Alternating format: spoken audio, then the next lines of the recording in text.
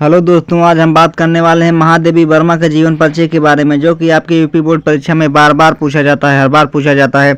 और इस बार भी 2024 की परीक्षा में पूछा जाएगा। आपकी 22 तारीख की परीक्षा है, उसमें भी पूछा जाएगा। चलिए हम शुरू करते हैं महादेवी वर्मा का जीवन परिचय के बारे में। तो जीवन परिचय में क्या लिखना है आपको, ब्लैक पेन से लिखना है जीवन परिचय। उसके आगे लिखना है महादेवी वर्मा का जन्म 1907 ईस्वी में हुआ था। कब हुआ था? 1907 ईस्वी में उत्तर प्रदेश राज्य के फर्रुखाबाद नामक जनपद में हुआ था। किस जिले में हुआ था? फर्रुखाबाद जिले में हुआ था। उत्तर प्रदेश के राज्य में फर्रुखाबाद जिले में हुआ था या जनपद में हुआ था, जो चाहे जो लिख देना, दोनों सही है। इनके पिता का नाम श्री गोविंद प्रसाद वर्मा था। इनके पिता का नाम क्या था? श्री गोविंद प्रसाद वर्मा था। तथा उनके माता का नाम हेमरानी देवी था। क्या था? उनके माता का नाम हेमरानी देवी था। इनकी माता परम विदुषी धार्मिक महिला थी।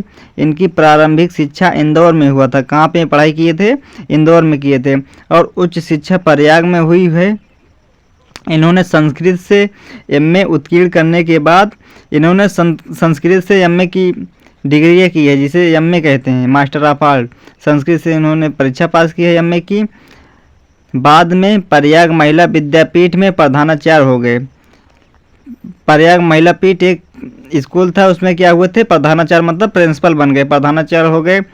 इनका विवाह 9 वर्ष की आयु में हो गई थी। कब हुआ था? 9 वर्ष की आयु में महादेवी वर्मा का विवाह हो गया था। परंतु इनका विवाहित जीवन सफल नहीं हुआ। परंतु इनका विवाह से जीवन सफल नहीं हुआ, कष्ट ही कष्ट था। उसके आगे महादेवी जी ने घर पर ही चित्रकला तथा संगीत की शिक्षा भी प्राप्त कर ली। महादेवी अपने घर पर रहकर चित्रकला और संगीत की शिक्षा भी प्राप्त कर ली। इन्होंने नारी स्वतंत्रता के लिए संघर्ष किया, परंतु अपने अधिकारों की रक्षा के लिए नारियों का शिक्षित होना भी आवश्यक बनाया।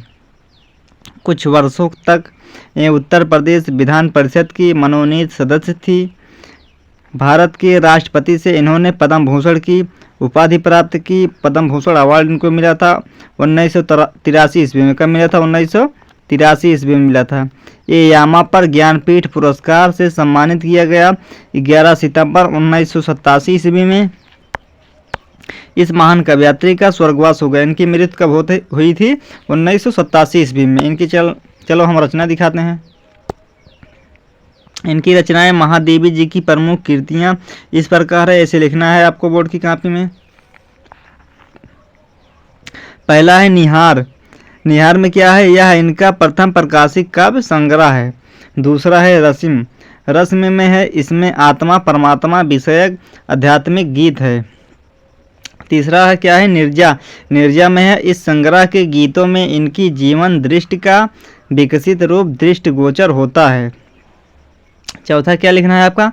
संध्य गीत। संध्य गीत में लिखना है, इसमें इनके श्रृंगारपरक गीतों को संकलित किया गया है। पांचवा आपको क्या लिखना है? दीप शिखा। दीप शिखा में इसमें इसके रहस्य भावना प्रधान गीतों का संग्रह है। छठवां का है यामा। यामा में लिखना है, या महादेवी जी के भाव प्रधान गीतों का संग्रह है। दोस्तों इतना लिखना है। इतना लिखने के बाद आपका पूरा जीवन परिचय कंप्लीट हो जाएगा।